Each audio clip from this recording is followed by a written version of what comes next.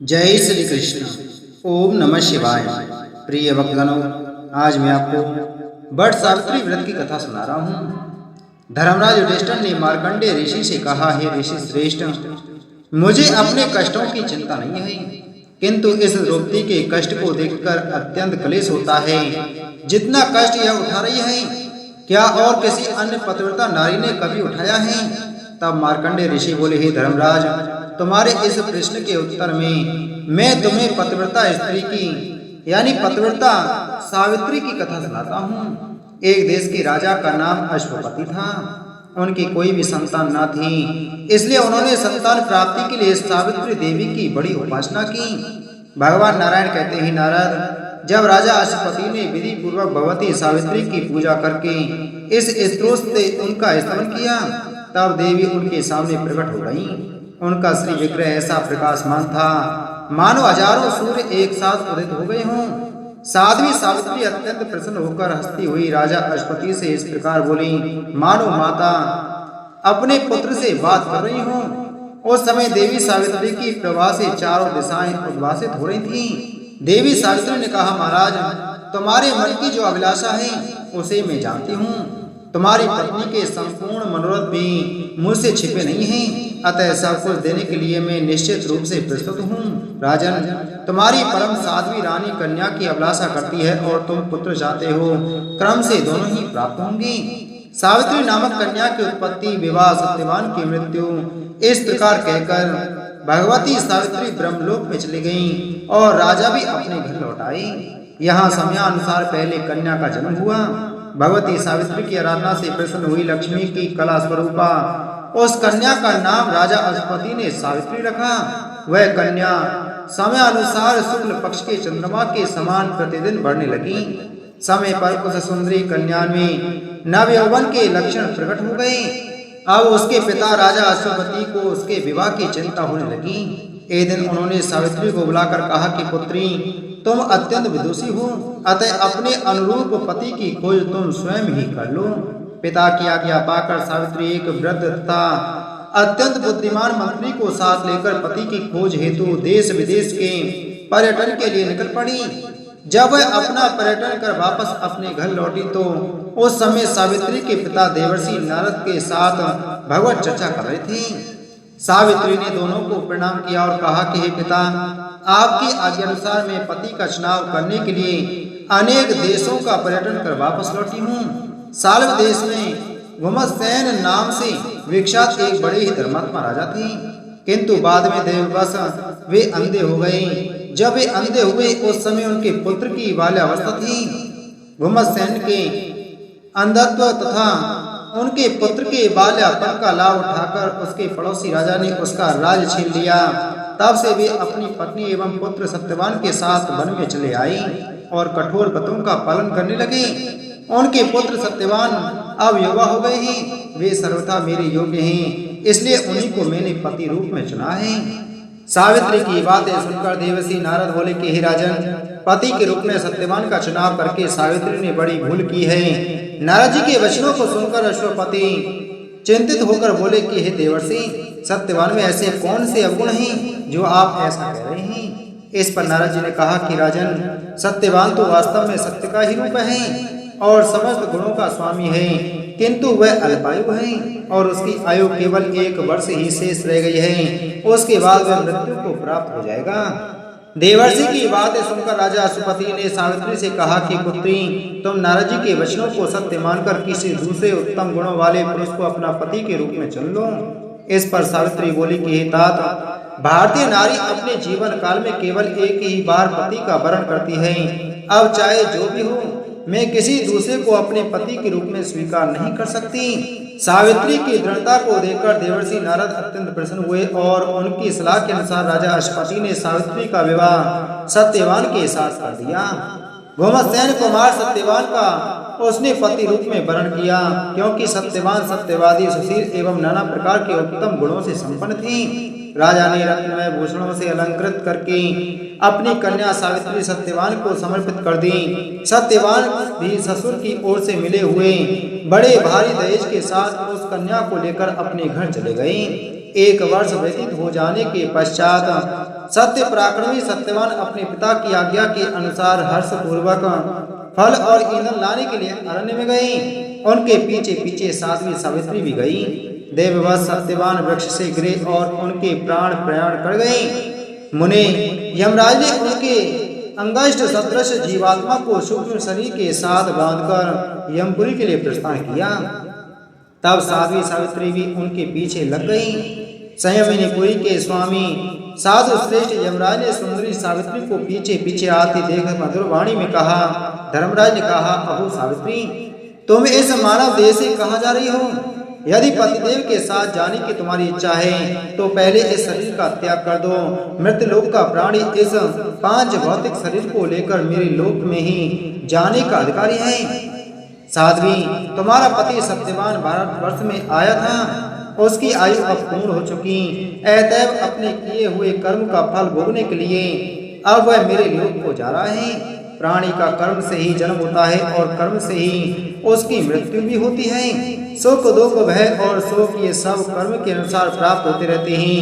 कर्म के प्रभाव से जीव इंद्र भी हो सकता है। अपना उत्तम कर्म उसे ब्रह्मपुत्र तक बनाने में समर्थ है। अपने शुभ कर्म की सहायता से प्राणी श्री हरि का दास बनकर जन्म आदि विकारों से मुक्त हो सकता है।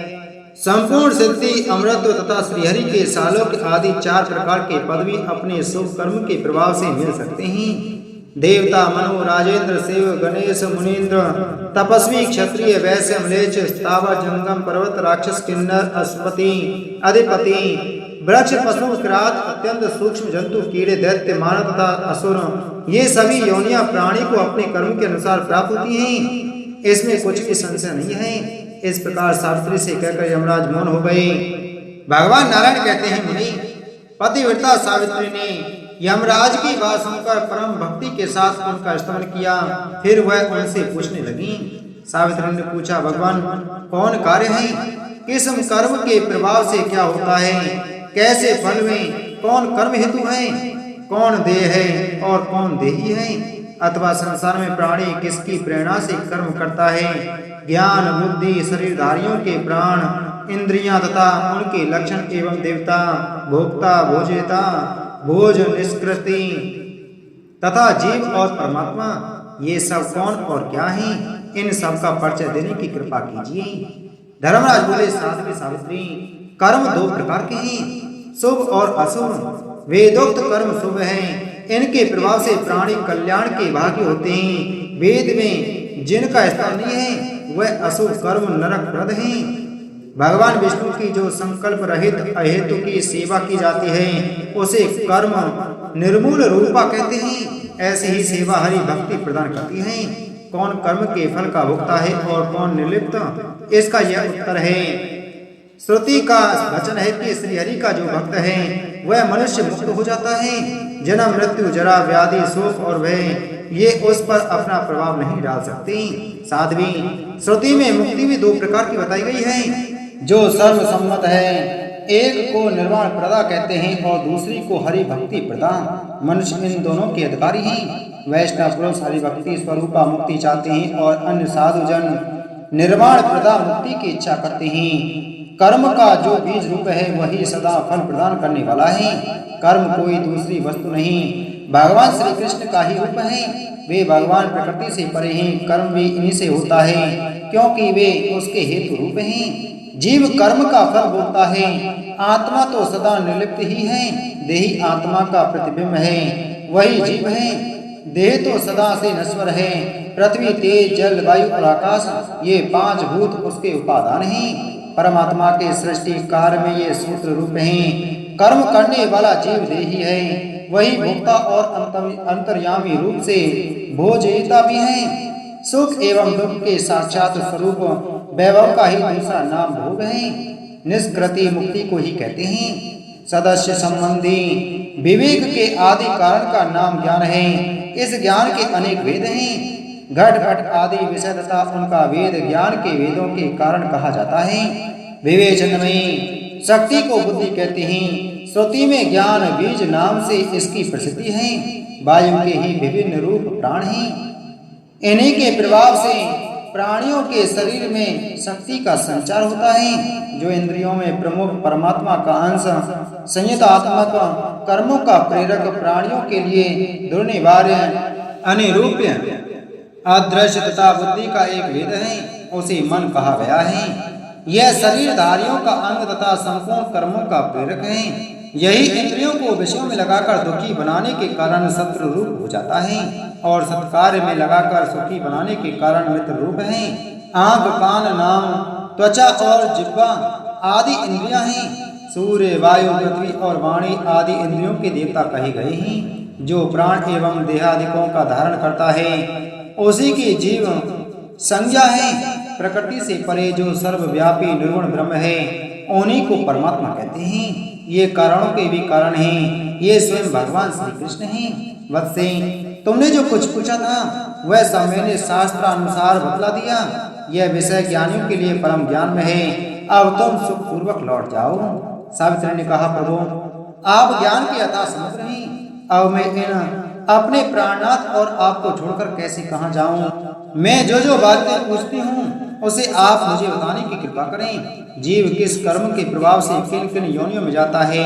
पिताजी, कौन कर्म स्वर्गप्रद है और कौन नरकप्रद? किस कर्म के प्रभाव से प्राणी मुक्त हो जाता है तथा श्रीहरि में भक्ति उत्पन्न करने के लिए कौन सा कर्म कारण होता है? किस कर्म के फल स्वरूप प्राणी रोगी होता है और किस कर्म फल से निरोग जीव दीर्घजीवी और अल्पजीवी होने में कौन कौन से कर्म प्रेरक हैं? किस कर्म के प्रभाव से प्राणी सुखी होता है और किस कर्म के प्रभाव से दुखी? किस कर्म से मनुष्य अंगहीन, एकाक्ष, बधिर, अंधा, पंगु, उन्मादी, पागल तथा अत्यंत लोभी और नरक घाती होता है? एवं सिद्धि और सालोक आदि मुक्ति प्राप्त होने में कौन कर्म सहायक है? किस कर्म के प्रभाव से प्राणी ब्राह्मण होता है और किस कर्म के प्रभाव से तपस्वी? स्वर्ग आदि भोग प्राप्त होने में कौन कर्म साधन है? किस कर्म से प्राणी वैकुंठ में जाता है? ब्रह्मन, गोलोक, निरामय और संपूर्ण स्थानों में उत्तम धाम है।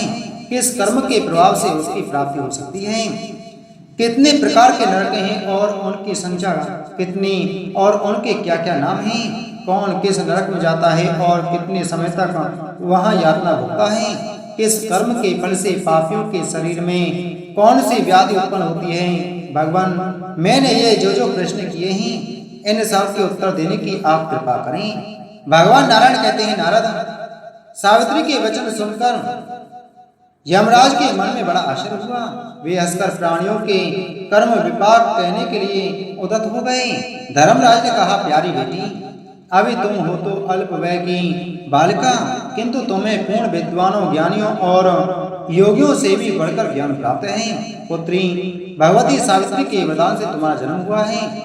तुम उन देवी की कला हो।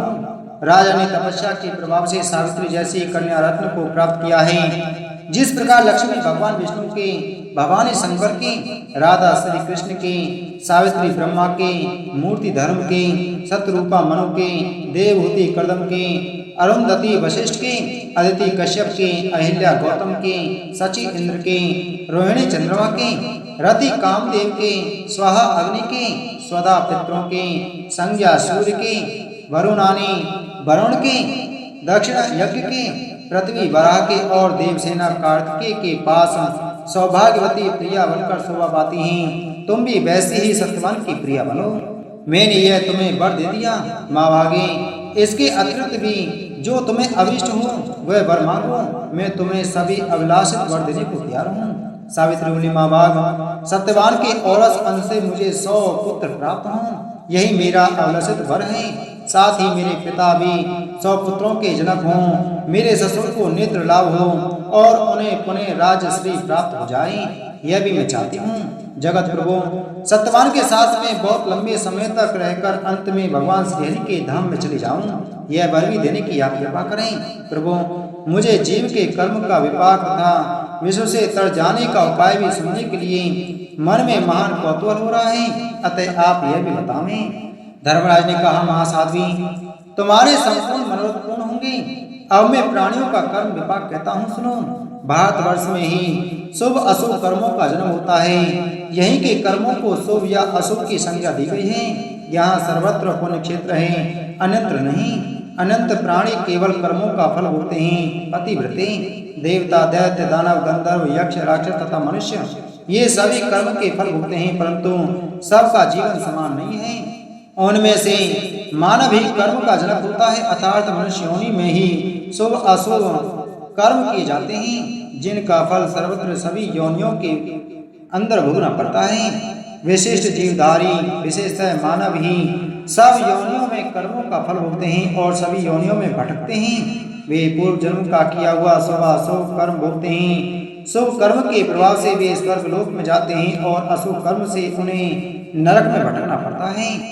कर्म का निर्मूलन हो जाने पर मुक्ति होती है। सातवीं मुक्ति दो प्रकार की बतलाई गई है, एक निर्वाण स्वरूपा और दूसरी परमात्मा श्री कृष्ण की सेवा रूपा।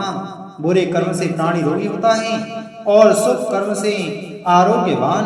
वह अपने शुभ अशुभ कर्म के अनुसार दीर्घजीवी, अल्पायु, सुखी एवं दुखी होता है। कुत्सित कर्म से ही प्राणी अंगहीन, अंधे, बहरे आदि होते हैं। उत्तम कर्म के फल स्वरूप सिद्धि आदि की प्राप्ति होती है। देवी सामान्य बातें बताई गई, अब विशेष बातें सुनो। सुंदरी यह अतिशय दुर्लभ विषय शास्त्रों और पुराणों में वर्णित है, इसे सबके सामने नहीं कहना चाहिए। सभी जातियों के लिए भारतवर्ष में मनुष्य का जन्म पाना परम दुर्लभ है। साध्वी उन सब जातियों में ब्राह्मण श्रेष्ठ माना जाता है, वह समस्त कर्मों में प्रसिद्ध होता है। भारतवर्ष में विष्णु भक्त ब्राह्मण सबसे श्रेष्ठ हैं। पतिव्रते वैष्णव के भी दो भेद हैं, सकाम और निष्काम। सकाम वैष्णव कर्म प्रदान होता है और निष्काम वैष्णव केवल भक्त। सकाम वैष्णव कर्मों का फल भोगता है और निष्काम वैष्णव शुभाशुभ भोग के उपद्रव से दूर रहता है। यह कहकर यमराज चले गए, किंतु सावित्री यमराज के पीछे ही चलती रही। उसे अपने पीछे आता देख यमराज ने कहा कि सावित्री, तुम मेरा कहना मानकर वापस चली जा और सत्यवान के विरुद्ध शरीर के अंतिम संस्कार की व्यवस्था कर। इस पर सावित्री बोली कि हे प्रभु, आपने अभी ही मुझे 100 पुत्रों का वरदान दिया है। यदि मेरे पति का अंतिम संस्कार हो गया तो मेरे पुत्र कैसे होंगे और मेरे ससुर के कुल की वृद्धि कैसे हो पाएगी। सावित्री के वचनों को सुनकर यमराज आश्चर्य में पड़ गए और अंत में उन्होंने कहा कि सावित्री, तू अत्यंत विदुषी और चतुर है। तूने अपने वचनों से मुझे चक्कर में डाल दिया है। तू पतिव्रता है, इसलिए जा, मैं सत्यवान को जीवन दान देता हूँ। इतना कहकर यमराज वहां से अंतर्ध्यान हो गए और सावित्री वापस सत्यवान के शरीर के पास लौट आई। सावित्री के निकट आते ही सत्यवान की चित्त न लौट आई। इतनी कथा सुनाकर मार्कंडेय ऋषि बोले, हे युधिष्ठिर, इस प्रकार उस पतिव्रता नारी ने अपने ससुर कुल के साथ ही साथ अपने पिता के कुल का भी उद्धार किया। इसी प्रकार यह पतिव्रता द्रौपदी भी आप सबका उद्धार करेंगी, इसलिए आप समस्त चिंताओं को भूलकर अच्छे दिन आने की प्रतीक्षा करें। तो प्रेम से बोलिए, देवी सावित्री माता की जय, बोलो विष्णु भगवान की जय।